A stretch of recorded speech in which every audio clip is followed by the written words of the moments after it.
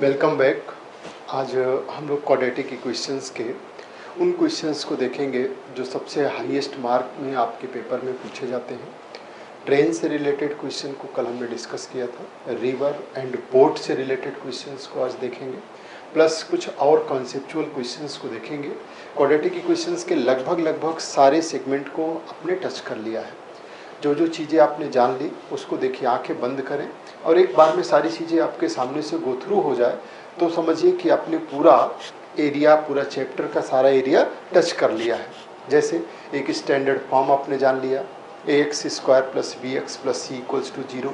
उसके रूट्स क्या होंगे, अल्फ़ा बीटा के बीच में रिलेशनशिप आपने जान लिया कि वो उस इक्वेशन के साथ उसका रिलेशनशिप क्या है कि sum of roots equals to minus B upon A, है ना। मल्टीप्लिकेशन ऑफ रूट्स क्या होगा, सी अपॉन ए।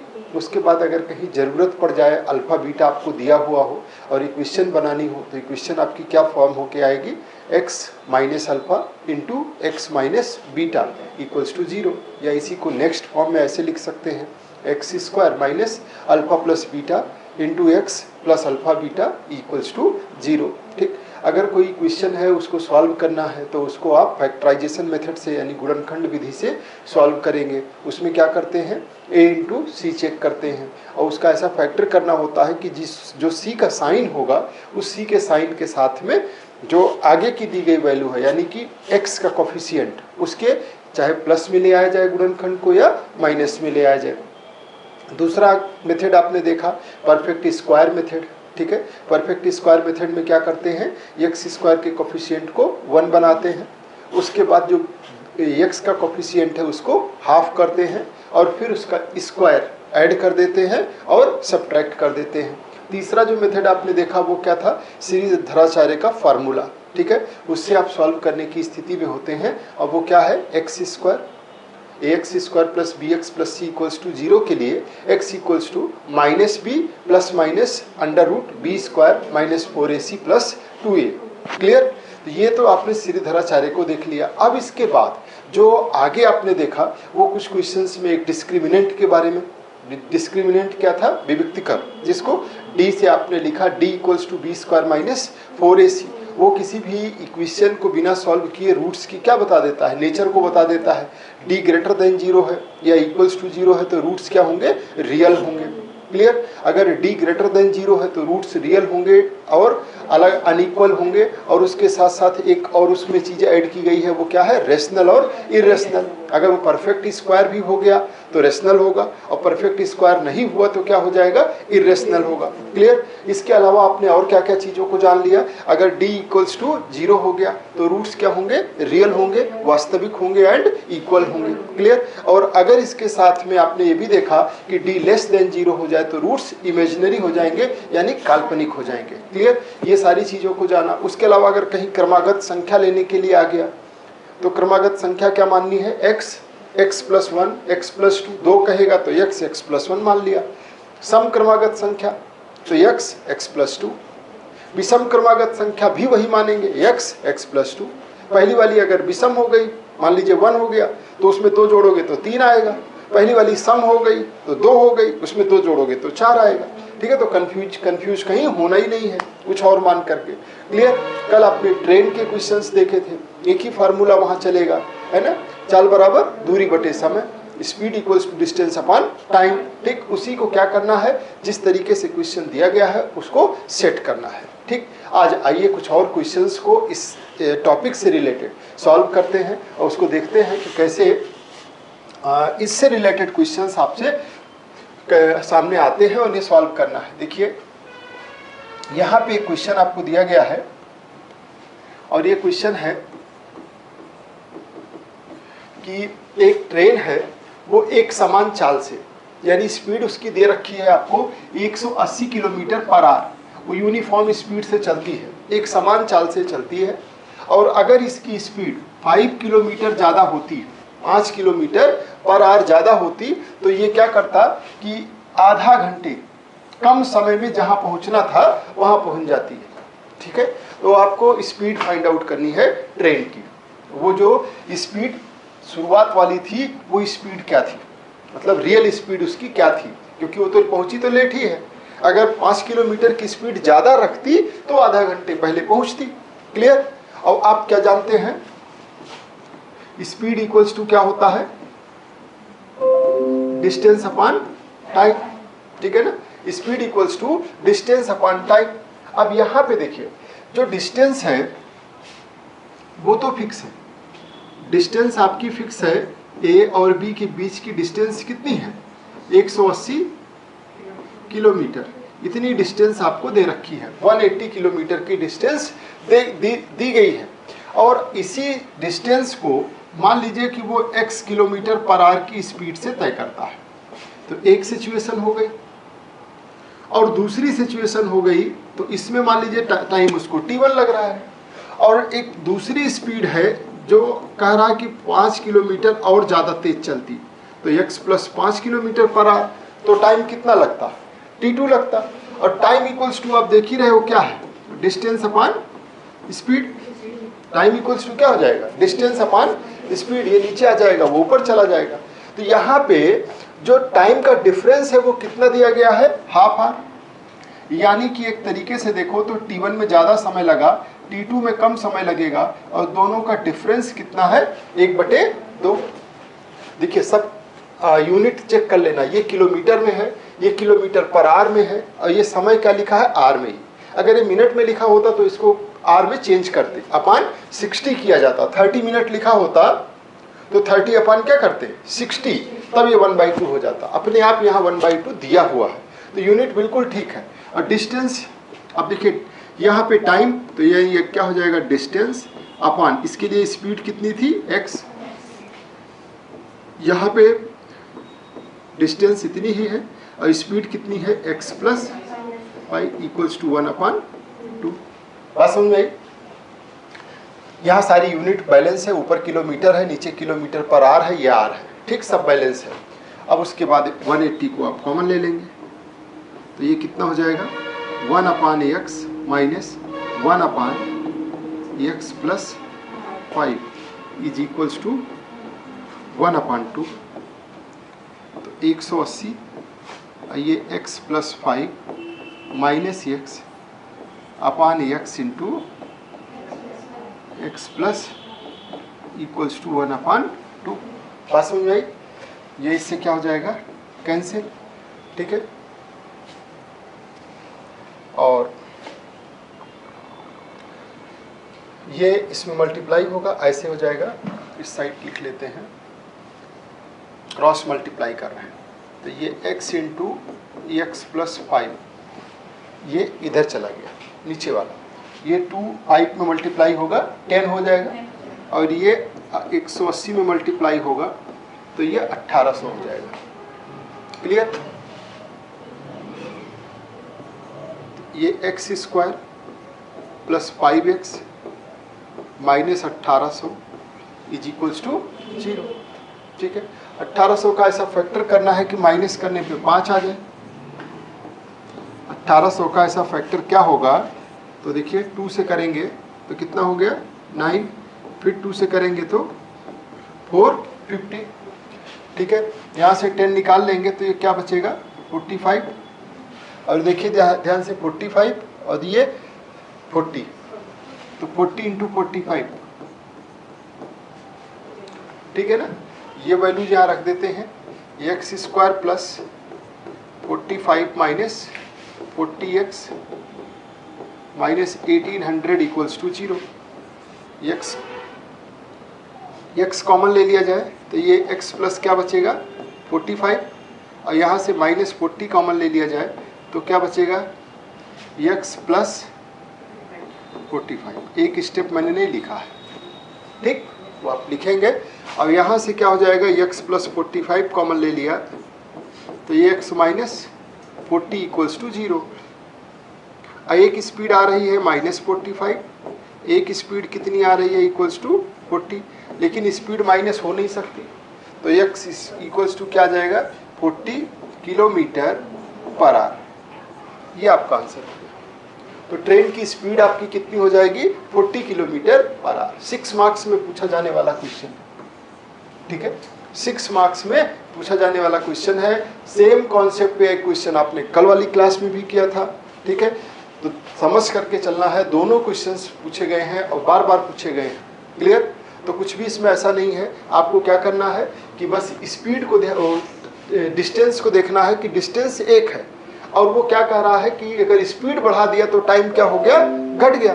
तो आपको उसी के अकॉर्डिंग काम कर देना, क्लियर।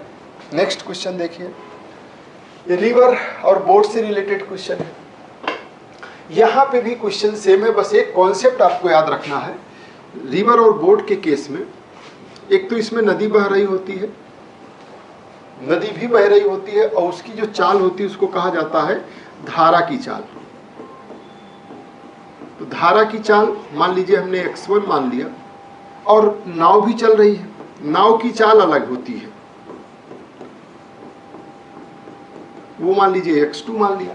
तो मतलब ऐसे अगर ट्रेन चल रही है तो ट्रेन पे पटरी नहीं चलती है, सड़क पे आप चलते हो तो सड़क नहीं चलती है।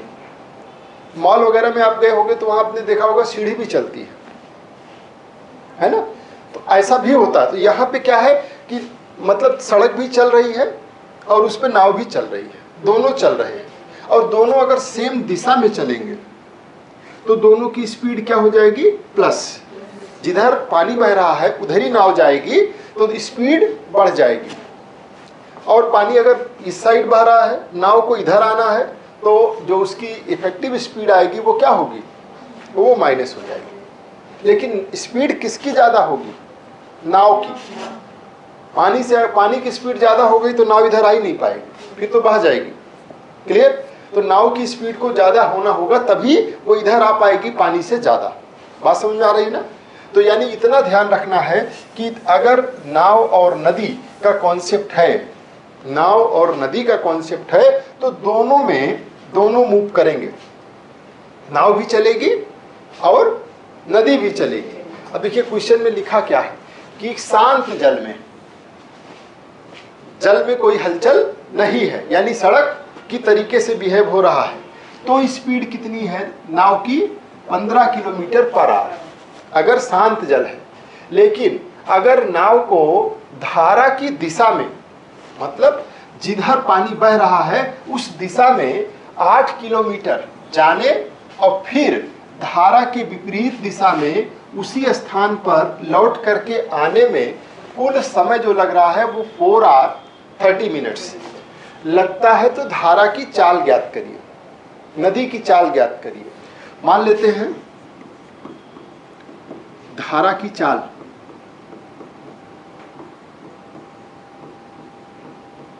Equals to x kilometre per hour, ठीक है ना। तो धारा की दिशा में, जिधर धारा होगी उस दिशा में, धारा की दिशा में नाव की चाल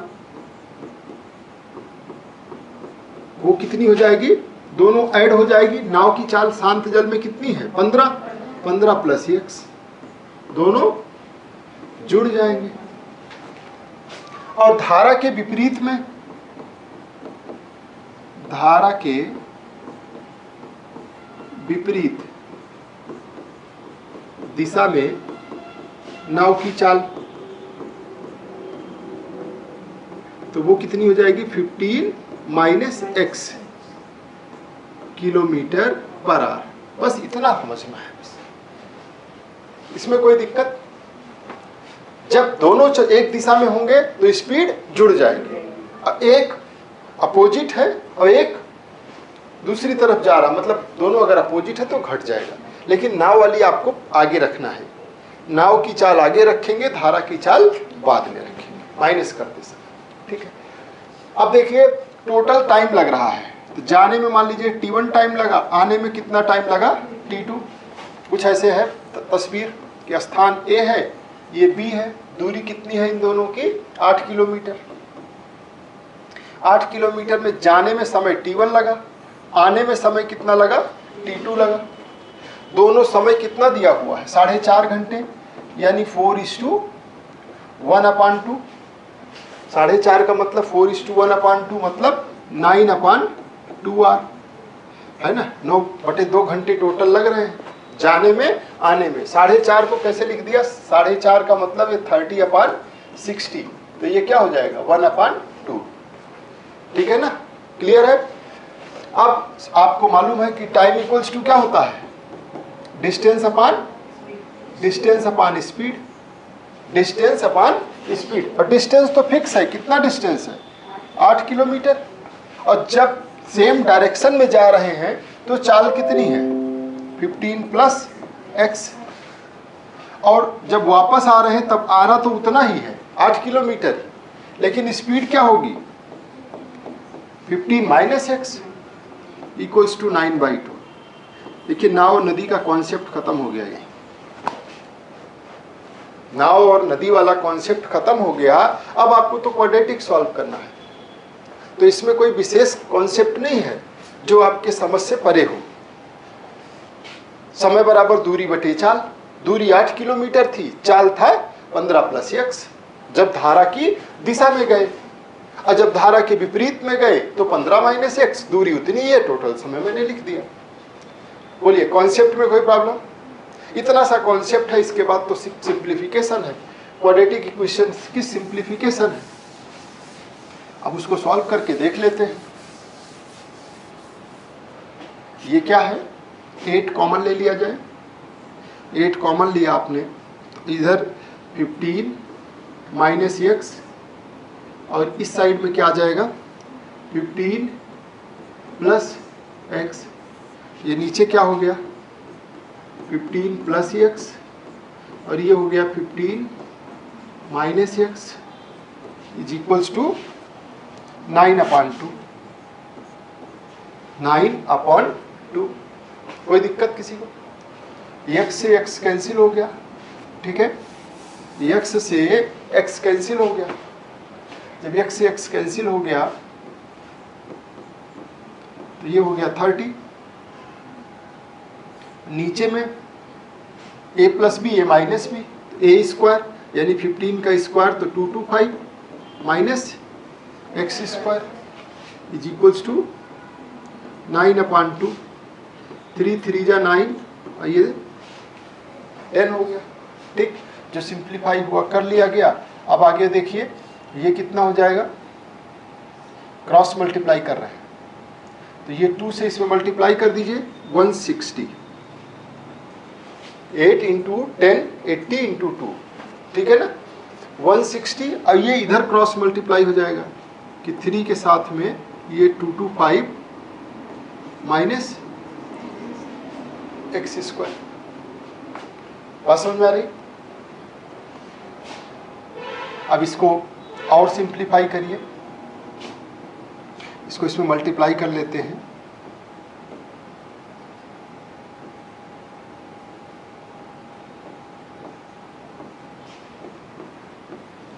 ठीक है ना,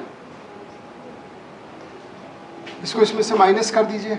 माइनस करेंगे तो माइनस साइन के साथ ये 5 1 और कितना आ जाएगा 5 = कितना होगा 3x²। माइनस से माइनस कैंसिल कर दीजिए तो 3x² = 5 1 5, ठीक है। और इसमें से x² हो जाएगा 515/3, ठीक है। अब इसको आगे आप सॉल्व कर लीजिए। जब इसको सॉल्व करेंगे तो क्या हो जाएगा 3 × 1 = 3, 1 टाइम ले गए, और 3 × 7 = 21, 3 × 1 = 3, और उसके साथ ही पॉइंट लगा दिया, ठीक है। फिर कितना हो जाएगा तो x² = 171.6, यानी x = ±√171.6। ये आपको सॉल्व करके इसका वैल्यू निकालना हो, ठीक है ना।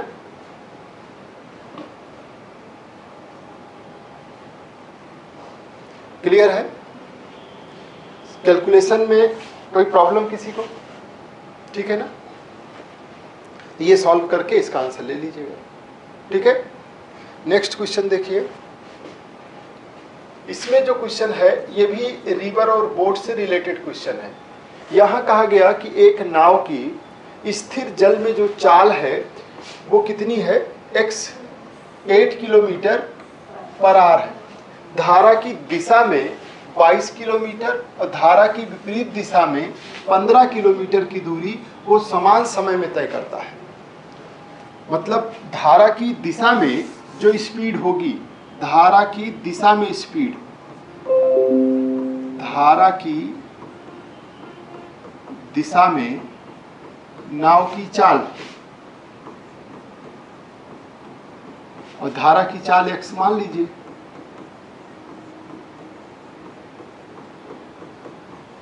ठीक है ना। तो धारा की दिशा में नाव की चाल कितनी हो जाएगी, 8 + x किलोमीटर पर आवर, और उसकी विपरीत दिशा में, विपरीत दिशा में अगर चाल देखोगे आप तो 8 - x किलोमीटर पर आवर, ठीक है ना। जो एक जगह से दूसरी जगह जाना है वो स्थान भी यहाँ डिस्टेंस अलग अलग दी गई है। धारा की दिशा में 22 किलोमीटर जाना है और जो टाइम लग रहा है वो t1 लग रहा है, डिस्टेंस जो भी है, लेकिन जो दूसरा टाइम लग रहा है दोनों इक्वल है, t1 और t2 इक्वल है, यानी कि t कितना जा रहे हो आप, 22 किलोमीटर।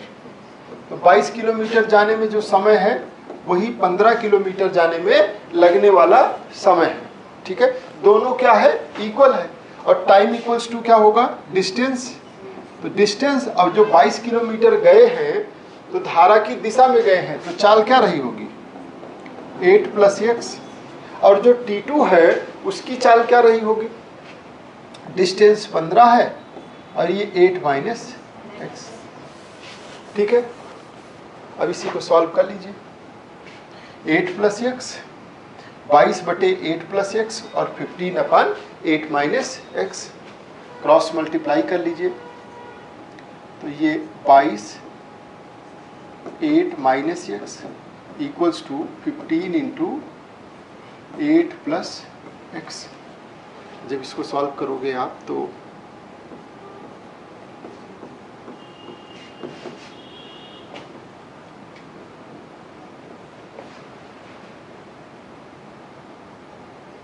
कितना हो जाएगा, ये 120 और प्लस 15x, ठीक है ना। तो ये इसको इस तरफ ले आओगे, ये भी माइनस होकर के उसके साथ क्या होगा, ऐड हो जाएगा, ठीक है। या उसको उधर बुला लेते हैं, तो दोनों ऐड होकर के कितने हो जाएंगे, 37x, और इसको इधर ले आओगे तो माइनस हो जाएगा, और ये माइनस होके कितना हो जाएगा, ठीक है ना। तो यहाँ से x = मिल गया कि नहीं, 56/37, इसको दशमलव के 2 स्थान तक निकाल लेना, ये धारा की स्पीड आ गई, इतना किलोमीटर पर आवर। बात समझ में आ रहा है, क्लियर है ना। नेक्स्ट क्वेश्चन देखिए, एक नाव की स्थिर जल में चाल 8 किलोमीटर पर आवर और धारा की दिशा में 22 किलोमीटर और धारा के विपरीत दिशा में 15 किलोमीटर की दूरी तय करने में 5 घंटे का समय लगता है। तो यहाँ दिया गया है t1 + t2 इक्वल्स टू कितना, 5 घंटा, और t1 का मतलब दूरी, और दूरी कितनी है, 22 किलोमीटर की दूरी 8 + x, और इधर कितनी दूरी, 15/8 - x इक्वल्स टू 5। क्वेश्चन बन गई सीधा से। बात समझ आ रहा है कि नहीं। ये धारा की दिशा में नाव की चाल, ये धारा की विपरीत दिशा में नाव की चाल, और इसको फिर आपको सॉल्व कर लेना है, क्लियर। इसको सॉल्व करके इसका आंसर बताइए। नेक्स्ट क्वेश्चन देखिए, एक भिन्न दिया गया है, उसका अंश उसके हर से 3 कम है। जो उसका हर है, उस हर को अगर हम x मान लें तो उसका अंश क्या हो जाएगा, न्यूमरेटर क्या होगा, x - 5 फिर 3, x - 3। तो भिन्न क्या होगा, भिन्न होगी x - 3/x। ये मूल भिन्न है, ये जो भिन्न है ये मूल है, मतलब ओरिजिनल आपको दिया। यदि अंश और हर दोनों में 2 जोड़ा जाता है तो x माइनस 3 इसमें 2 जोड़ दीजिए और नीचे वाले में भी 2 जोड़ दीजिए। मूल भिन्न में आपने दोनों में हर और अंश में 2 जोड़ा तो नई भिन्न और मूल भिन्न, तो ये तो नई भिन्न है। और मूल वाली कितनी है? x माइनस 3 अपान x, दोनों का सम कितना हो जाता है? 29 अपान 20। क्वेश्चन का काम खत्म हो गया। अब आपके सामने सिंप्लीफिकेशन है, और सिंप्लीफिकेशन में आप माहिर ही हैं, इसमें कोई दिक्कत? कैसे करेंगे? ये हो जाएगा x minus 1 upon x plus 2 plus x minus 3 upon x equals to 29 upon 20। इसी को सॉल्व करना है। क्रॉस मल्टीप्लाई कर लिया, ये हो जाएगा एक्स स्क्वायर माइनस एक्स, और इधर इसको मल्टीप्लाई करोगे तो x square minus x minus 6 है ना, और नीचे क्या हो जाएगा? X square plus 2x equals to 29 upon 20।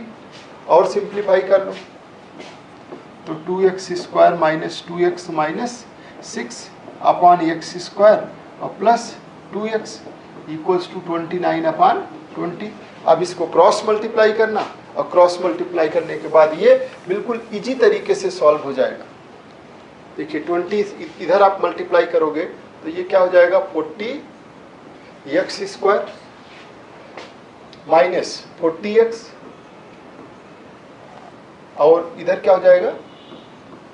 Minus 120 equals to 29x square, 29x square plus 58x।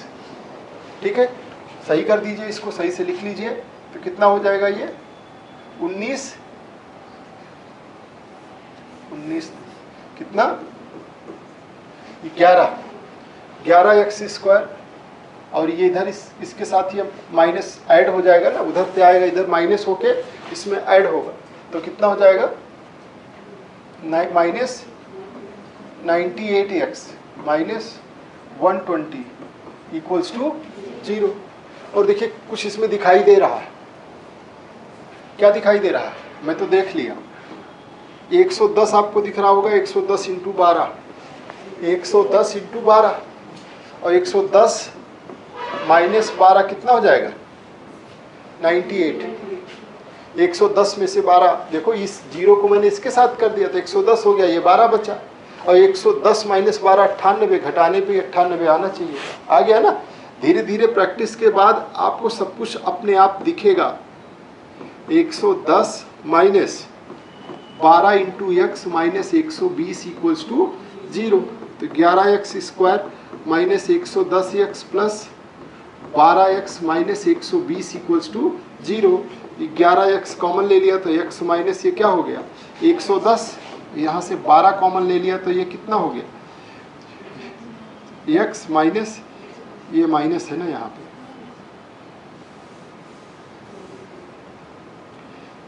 ये x माइनस 10, ठीक है, ये प्लस है, ठीक है, तो प्लस 12 कॉमन ले लिया तो ये भी कितना हो गया? x माइनस 10, x माइनस 10 को कॉमन ले लीजिए तो ये कितना हो जाएगा? 11x plus 12 equals to 0। If यहाँ से x equals to x minus 10 करोगे तो कितना आ जाएगा? x इक्वल्स टू 10, और यहाँ से क्या आ जाएगा? माइनस 12 अपान 11। और अगर आप x इक्वल्स टू 10 पुट करोगे तो मूल भिन्न मिल जाएगी। मूल भिन्न क्या थी? x माइनस 3 अपान x, ये पुट किया जाएगा अगर यहाँ पे दिया जाएगा 10 माइनस 3 7 अपान 10, ठीक है, एक माइनस साइन के साथ है, इसको भी रख करके इससे भी आंसर निकाल देना, क्योंकि उसने कहीं पे ये नहीं कहा है कि वो धनात्मक है, ठीक है ना, तो इससे भी निकाल के आप आंसर दोनों से दे देना। क्लियर है ना? नेक्स्ट क्वेश्चन देखिए। एक समीकरण दिया गया है और आपसे कहा गया है कि इसके रूट्स इक्वल है। समीकरण के जो मूल हैं वो रियल हैं और इक्वल हैं। मूल वास्तविक और क्या है, बराबर है। तो m का मान ज्ञात कीजिए। लास्ट ईयर भी ये पूछा गया था, कई बार आ चुका है। ऐसा अगर है तो d इक्वल्स टू क्या हो जाता है, 0। a दिखाई दे रहा है कितना है, 1। a कितना है, 1। b कितना है, 2m माइनस 1। c कितना है, m प्लस 3, 5। ठीक है, हाँ बिल्कुल। m कितना है, 5। ठीक है, अब आपको क्या करना है कि b square minus 4ac equals to 0, means b square बराबर 4ac। आप वैल्यू पुट करिए, 2 इंटू एम माइनस 1 इसका whole square equals to 4 into 1 into m plus 5। ठीक है, ये पूरे के पूरे का होल स्क्वायर है। ठीक है ना, तो ये हो जाएगा 4m माइनस 1 इसका होल स्क्वायर इक्वल्स टू 4, और ये m प्लस 5, ये इससे कैंसिल हो गया। m माइनस 1 का होल स्क्वायर क्या होगा, m square plus 1 minus 2m, ये कितना हो जाएगा, m प्लस 5। कोई दिक्कत, सही से लिखेंगे, m square minus 3m minus 4 is equals to 0। m का ऐसा फैक्टर करना है कि माइनस करने पे कितना आ जाए, 3। तो 4 minus 1, 4 minus 1, 4 into 1, m square minus 4 minus 1 into m minus 4 is equals to 0। तो ये हो जाएगा आपका m square minus 4m plus m minus 4 is equals to 0। m common ले लिया तो m माइनस 4, यहाँ से 1 कॉमन ले लिया तो ये भी m minus 4 equals to 0। m minus 4 into m plus 1 equals to 0। तो एक वैल्यू यहाँ से m की 4 मिल जाएगी और एक कितनी मिल जाएगी, माइनस 1। एक 4 मिलेगा, एक माइनस 1, ये आंसर आ गया आपका। ठीक है ना, आपको सब कुछ पूरा प्रॉपर अच्छी तरीके से लिखना है। ठीक है ना, क्लियर है। नेक्स्ट क्वेश्चन देखें। यहाँ पे आपसे क्वेश्चन में कहा गया है कि रूट्स इक्वल हैं, तो m का मान बताइए। जैसे रूट्स इक्वल है इसका मतलब क्या है, d equals to 0, b square minus 4ac बराबर 0, मीन्स b स्क्वायर बराबर 4ac, और b स्क्वायर बराबर 4ac का मतलब माइनस 12 का क्या है, स्क्वायर 4 इंटू 3 इंटू 2m, ये 12 इंटू 12 हो जाएगा, ये 12 इंटू 2 इंटू m हो जाएगा। एक 12 से 12 का कैंसिल हो गया, 2 से 6, m इक्वल्स टू क्या आ गया, 6, आंसर। ठीक है ना, समझ में आ रही बात। नेक्स्ट क्वेश्चन देखेंगे। एक द्विघात समीकरण है और इसके मूल इक्वल है, तो p का मान बताना है।